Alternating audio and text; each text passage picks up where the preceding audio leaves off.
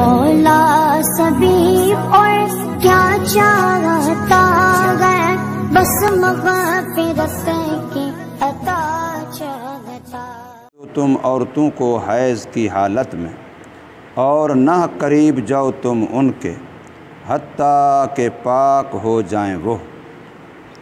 پھر جب اچھی طرح سے پاک ہو جائیں وہ، پھر آؤ تم ان کے پاس ایسی جگہ سے جو حکم فرمایا اللہ نے اس کا۔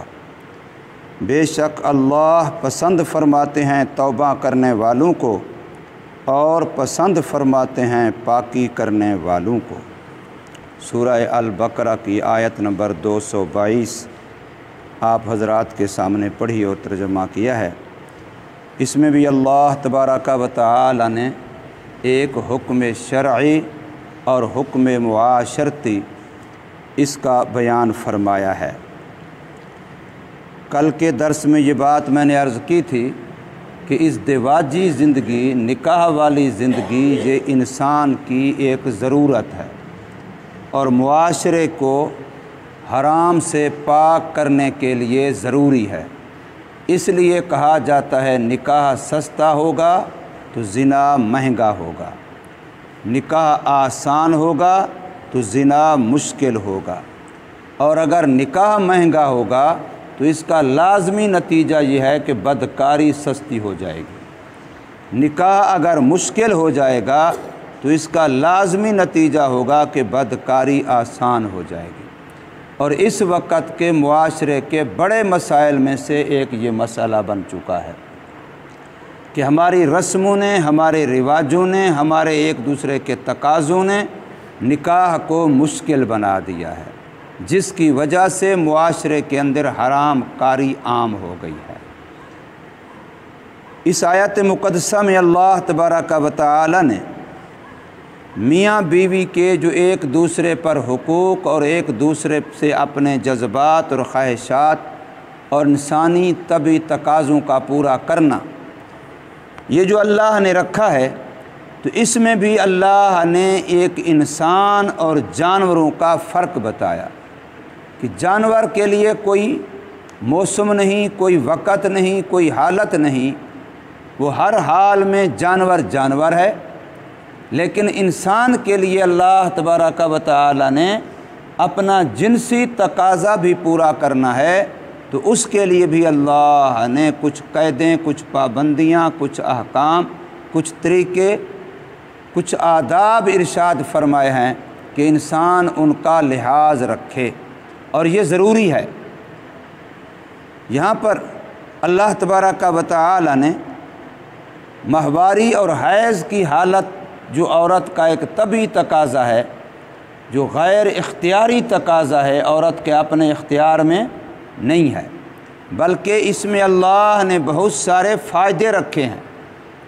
کئی سارے لوگ حج عمرے پہ جاتے ہیں تو اس نیت سے کہ کہیں درمیان میں یہ دن نہ آ جائیں، تو پھر ایسی دوائیاں استعمال کر لیتے ہیں جس سے یہ حالت نہ پیدا ہو، تو عورتیں بیمار ہو جاتی ہیں۔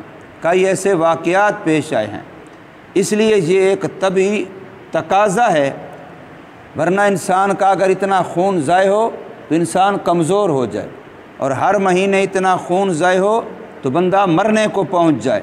لیکن وہ عورت، اس کا اللہ نے تقاضا یہ رکھا، صحت اسی میں رکھی کہ اگر روٹین کے مطابق، باقاعدہ ڈیٹوں کے مطابق ڈیٹ آتی رہے تو وہ صحت مند ہے، اور اگر اس میں گڑبڑ ہو جائے تو حکیموں، ڈاکٹروں کے پاس علاج کرائے جا رہے ہیں، طبیعت ٹھیک نہیں رہتی۔ تو اس لیے یہ اللہ تبارک و تعالی کا قانون ہے، اور رب کائنات کے قانون میں ہمارا فائدہ ہی فائدہ ہے، ہماری خیر ہی خیر ہے۔ یہ جو عورت کی حالت ہے، جو حیض کی حالت کہلاتی ہے، ماہواری کی حالت کہلاتی ہے، عورت کے مخصوص دن کہے جاتے ہیں، وہ دن جس میں عورت نے نماز نہیں پڑھنی، تو ان دنوں کے احکام میں سے ایک حکم کہ ان دنوں میں میاں بیوی آپس میں ملاپ نہیں کر سکتے، ہم بستر نہیں ہو سکتے، ایک دوسرے سے جسمانی فائدہ حاصل نہیں کر سکتے۔ تو یہ قرآن مجید کے اندر آیا ہے۔ باقی اس حالت میں عورت قرآن نہیں پڑھ سکتی، इस हालत में औरत कुरान को हाथ नहीं लगा सकती, इस हालत में औरत मस्जिद में नहीं आ सकती, इस हालत में औरत नमाज नहीं पढ़ सकती, इस हालत में औरत तवाफ़ नहीं कर सकती। ये वो अहकाम हैं जो हदीस पाक में बयान किए गए हैं। इसलिए जो अहले कुरान थे अपने आप को कहते थे बस रब का कुरान जब मौजूद है तो हमें नबी की हदीस की ज़रूरत नहीं है। मुनकरीन हदीस अपने आप को अहले कुरान कहते थे। अब ये कितना खूबसूरत टाइटल है, वो जी हम तो कुरान वाले हैं, कुरान के होते हुए किसी चीज़ की ज़रूरत नहीं है। जब अल्लाह हमसे बातें कर रहा है तिबयानन लिकुल्ल शै, कुरान में तो हर चीज़ का बयान मौजूद है, फिर हमें किसी की क्या ज़रूरत है। नबी जो आया था वो कुरान बतलाने के लिए आया था, बस वो अपने ज़माने में बतला के चला गया। अब कुरान मौजूद, हम भी मौजूद, हम समझेंगे। तो ये अहले कुरान थे, लेकिन ये उनका धोखा था, वो गुमराह थे। बिल्कुल इसी तरीके से फिर धोखा लगा उन लोगों को जिन्होंने कहा जी नबी की हदीस है तो हदीस कुरान के होते हुए हमें किसी और चीज़ की ज़रूरत नहीं है, हम अहले हदीस हैं, लिहाजा हम हदीस हमारे लिए काफ़ी है, हमें किसी और की ज़रूरत नहीं है, न उसकी तशरीह व वज़ाहत के लिए। जैसे उन्होंने अहले कुरान कहा और धोखे में मुब्तला हुए, ये अहले हदीस कहलवा के धोखे में मुब्तला हो गए। नतीजा है कि वो कुरान पर अमल न कर सके, इसलिए कि कुरान पर अमल हो ही नहीं सकता जब तक हदीस को न माना जाए, और हदीस पर अमल हो ही नहीं सकता जब तक सहाबाए किराम को न माना जाए। जिस वक्त तक अइम्माए मुज्तहिदीन की बातों को न समझा जाए उस वक्त तक हदीस पर अमल हो ही नहीं सकता। बेशुमार हदीसें ऐसी हैं कि जिन पर हम आकर के लाजवाब हो जाते हैं कि जब तक हम माहिरीन शरीयत की दरवाज़ों पर ना आएँ और उनकी चाकरी ना करें, उनकी मोहताजी ना करें, उस वक़्त तक हमें कुरान और हदीस समझ नहीं आ सकता। सहाबाए किराम रिज़वानुल्लाह ताला अलैहिम अजमाइन, उनके अंदर कुरान भी मौजूद है, साहिबे कुरान नबी भी मौजूद है, लेकिन कई जगहों पर उनको समझने में कोताही हुई। फिर उन्हें नबी पाक सल्लल्लाहु अलैहि वसल्लम से दरख्वास्त की कि हमने यूँ समझा था, हमने यूँ अमल किया, तो हुजूर ने इरशाद फरमाया सल्लल्लाहु अलैहि वसल्लम कि इसका मतलब ये नहीं है बल्कि इसका मतलब तो यूँ है। तो यहाँ पर अल्लाह पाक ने गोया एक मसला बयान किया है कि ये जो औरत की माहवारी के दिन हैं, हर महीने की डेट के दिन हैं, इस पर अल्लाह ने कई सारे अहकाम रखे हैं।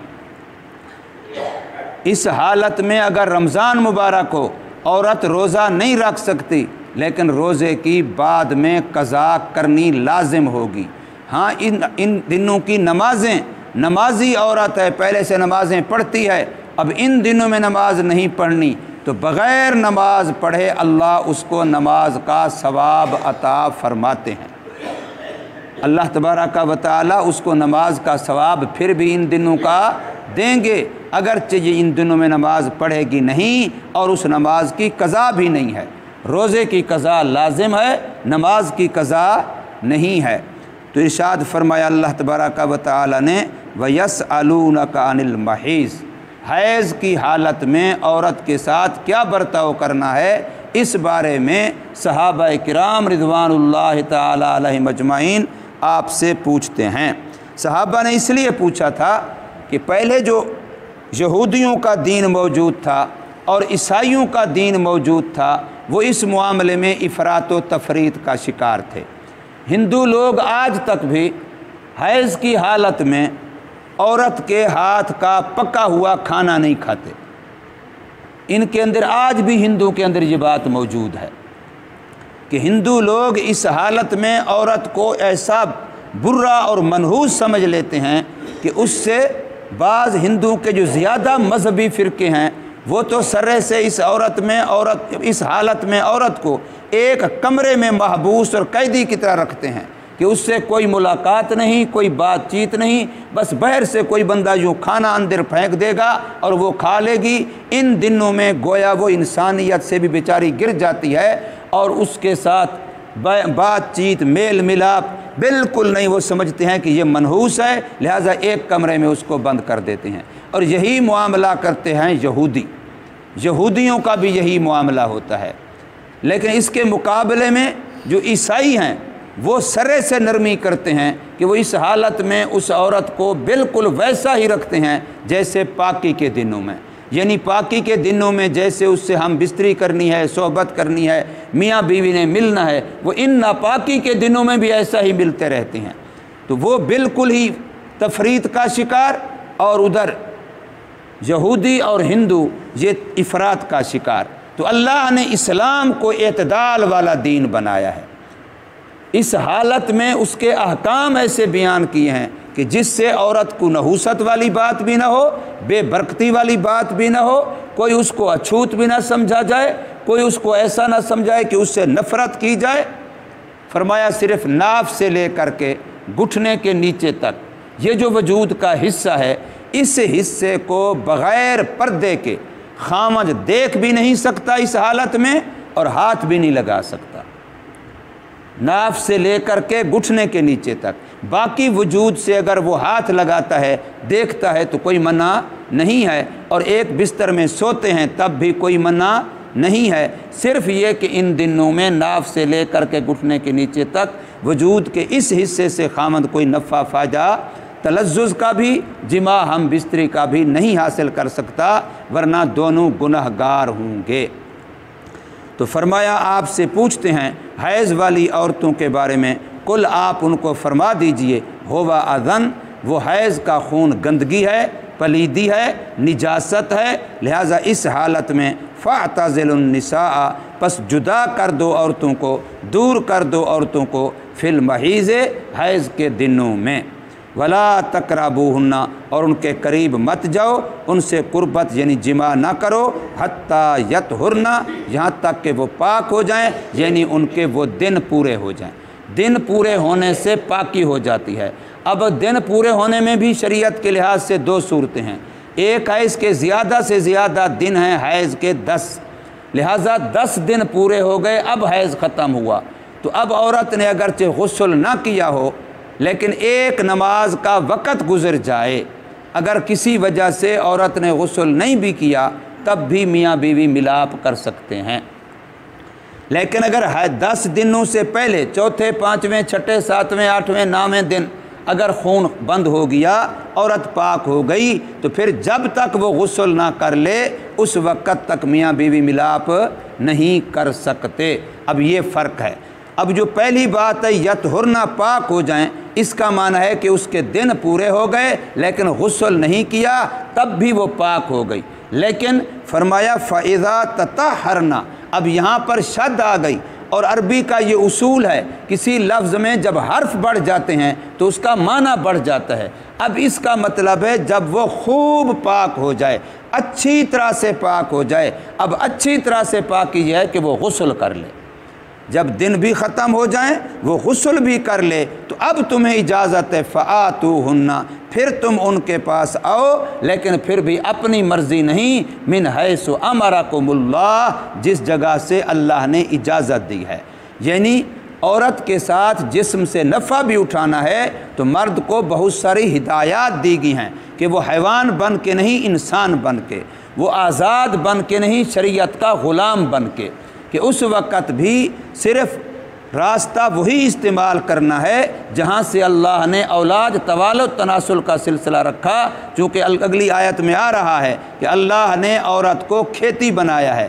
کھیتی یعنی وہ زمین، وہ کھیت جہاں سے تم نے پیداوار حاصل کرنی ہے، اور وہ انسان کا بچے والا راستہ ہے، وہی استعمال کیا جا سکتا ہے۔ اگر اس کے علاوہ مرد استعمال کرتا ہے، نفع اٹھاتا ہے، قوم لوط والا عمل، تو وہ حرام ہے، ہر حالت میں حرام ہے۔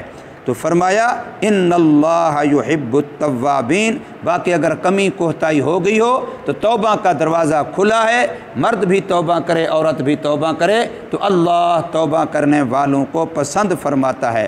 وَيُحِبُّ الْمُتَطَّهِرِينَ، چونکہ یہ نجاست اور گندگی کی حالت ہے، لہٰذا اس حالت میں جو احکام شریعت کی پابندی کرتے ہیں وہ پاکی کے دنوں کی تلاش میں رہتے ہیں، تو فرمایا اللہ پاکی والوں کو بڑا پسند کرتا ہے۔ اللہ پاک ہے، اللہ کا نبی پاک ہے، اللہ کی کلام قرآن پاک ہے، اللہ نے ہمیں جو دین شریعت دی وہ پاک ہے، تو اللہ نے جو جنت بنائی ہے وہ بھی پاک ہے اور وہ پاکوں کے لیے ہے۔ لہٰذا جو بندہ گناہوں سے پاک زندگی گزارے گا، جس کا آنکھ کا دیکھنا پاک، زبان کا بولنا پاک، جو بندہ دل دماغ کی سوچ خیال کو پاک رکھے گا تو وہ جنت کے قابل ہوگا۔ گناہوں کی پلیدی والا، گناہوں کی گندگی والا بندہ جنت کے قابل نہیں ہوگا، اس لیے پھر جہنم کی بھٹی میں اس کو گناہوں سے پاک کیا جائے گا۔ اللہ تبارک و تعالی ہمیں سمجھ نصیب فرمائے، عمل کی توفیق دے۔